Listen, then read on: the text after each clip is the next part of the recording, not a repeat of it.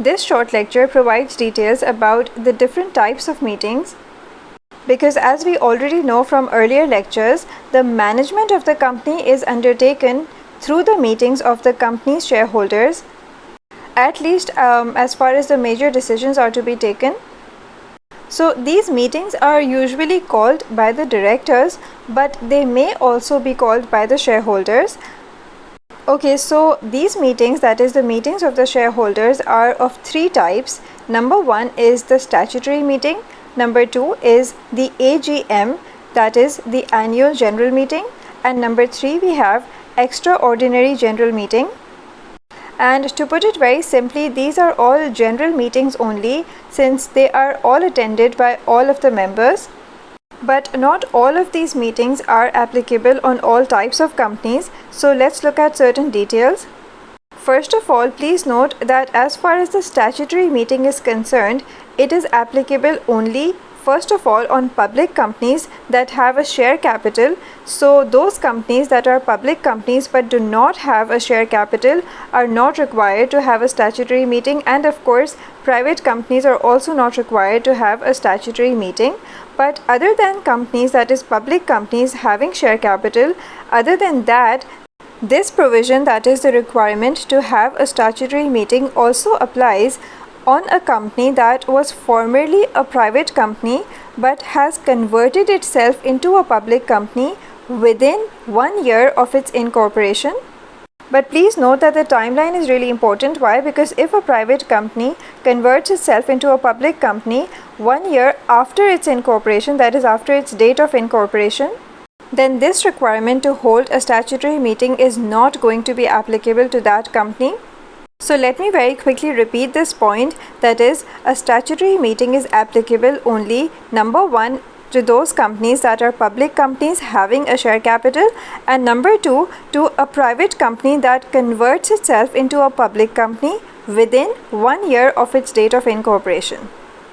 So the requirement to hold a statutory meeting is applicable only to these two types. Next, before we consider the AGM, that is annual general meeting, let me just briefly tell you about the purpose of a statutory meeting. So the purpose is to give the members an opportunity to get to know the details of the formation of the company and about the property that has been acquired by the company, and further details about where the money is being used, that is the money that has been received in payment of shares. So all of these matters are discussed during this particular meeting, that is the statutory meeting. And as far as the timing requirements pertaining to statutory meetings are concerned, there are two possible options and the company has to choose whichever is the earlier one. So the first option is either the company can hold the statutory meeting 180 days from the date at which the company is entitled to commence business, because if you remember from my earlier lecture, as far as public companies are concerned, they cannot automatically commence business as soon as they get incorporated. There are certain further requirements that they have to fulfill before they can commence business. So the first option is that as soon as a public company is entitled to commence business, that is, they fulfill those requirements, from that day onwards, that is from that date onwards, you count 180 days, which is basically 4 months. So the company has to hold a statutory meeting within 4 months, or, and this is the other option, within 9 months from the date of its incorporation. So whichever of these is earlier, because 9 months from the date of incorporation means that the moment the company gets the certificate of incorporation, counting from that day onwards, you count 9 months. And the other option is that once the company has received its certificate of incorporation, and then it has to wait until it can commence its business, because there are further requirements to be fulfilled by a public company. So I'm just going to use a whiteboard to explain this. Okay, so hopefully my hand is not going to shake too much while I hold the phone so that you can see the whiteboard. Okay, so first fact that you need to note is that in our example, the date of incorporation, that is DOI, is the 1st of Jan 2021. Okay, so this is going to be fixed because we are going to be looking at two situations. First is situation A and the other one is situation B. However, in both situations A and B, this particular fact, that is the company gets incorporated on the 1st of Jan 2021, is not going to change. Okay, so this particular date is going to stay constant. Alright, so first of all, let's count 9 months from this date. That means that the company has to hold a statutory meeting before the 1st of November, right? Because 9 months from this date is simply before the 1st of November. So according to the first rule, the company has to hold a statutory meeting either before this date or this date, but we have to see which one is going to be earlier, right? So we also have to see when this company gets entitled to commence its business before we can decide whether this date will apply to the company or not. So let's say in situation A, the company gets entitled to commence its business on this date, that is the 1st of September, and counting from the 1st of September, and this time the rule is that you have to add 180 days from this date, that is the date when the company gets entitled to commence business. So from the 1st of September, by the way, 180 days is simply equivalent to a period of 6 months. So 180 days, that is 6 months from the 1st of September, simply means that we are going all the way into Feb, that is, all the way into 2022, the next year. So that's why I've written Feb 2022.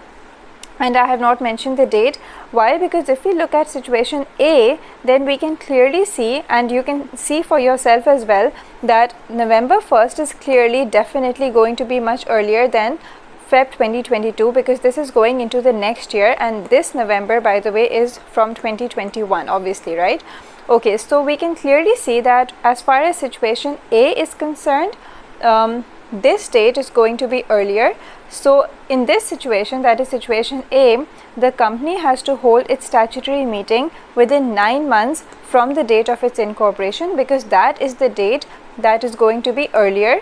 If instead the company decides to hold the meeting next year, that is before Feb 2022, it would be violating the company law, because the rule says that you have to hold the meeting according to the date which is going to be earlier. So obviously in this situation, this one is earlier, that is the November 1st is earlier than Feb 22. So November 1st of 2021, I repeat. Okay, so let's look at situation B now. So in situation B, the date when the company gets entitled to commence its business is the 1st of April, right? And this is obviously 2021 that we're talking about. So 1st of April 2021, the company gets entitled to commence business, and this date is the same. Remember, I said that at the beginning, that is the company got incorporated on the 1st of Jan 2021. So this time, if you count from the 1st of April, if we add 6 months from that date, that means the company has to hold its statutory meeting before the 1st of October. And this time, if you notice, this date, that is the 1st of October 2021, is clearly earlier than the 1st of November 2021. So hopefully you can see that in situation B, obviously the company has to follow this date, because it's according to this date that we can see that the company has to hold its statutory meeting before the 1st of October, that is by the 1st of October, sorry, because the rule says that whichever is earlier. And in this case, the date of incorporation is obviously going to be counted from the 1st of Jan, so that means we end up all the way in November, and that means this is later than this date, right? So hopefully the rule is now clear to you. And by the way, this video is already quite long, so I've decided to discuss the other two types of meeting, that is the AGM and the extraordinary general meeting, in the next lecture.